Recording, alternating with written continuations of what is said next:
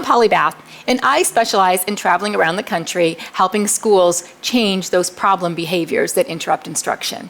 Today, I'm going to answer a question coming from a high school. The question is, what are your thoughts about a high school dress code? For starters, the kids ignore it. And honestly, the staff has a hard time agreeing on what it should be anyway. Help! Over the years, we've seen dress codes really shift. We were kind of really stuck about, hard-nosed what the dress code should be and shouldn't be. I don't know about y'all, but I've been to meetings, and I know this has happened to you, where you sat for 45 minutes discussing dress code, but still nobody came out with an idea of how we're going to fix the problem.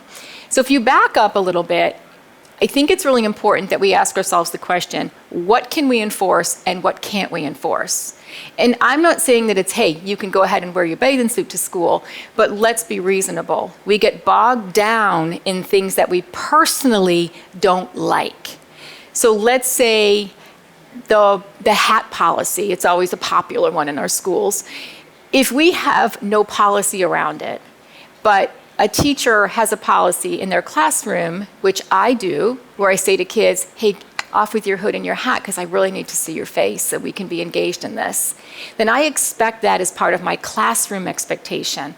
They put their hood and their hat on when they go out into the hallway, that's what they're going to do.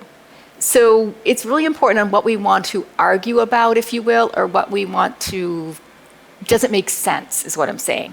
If a hood policy is a safety issue because we need to identify kids in our hallways with cameras, and we say that to kids, this is why it's here, then that's important. But don't get bogged down in all kinds of little things around dress code.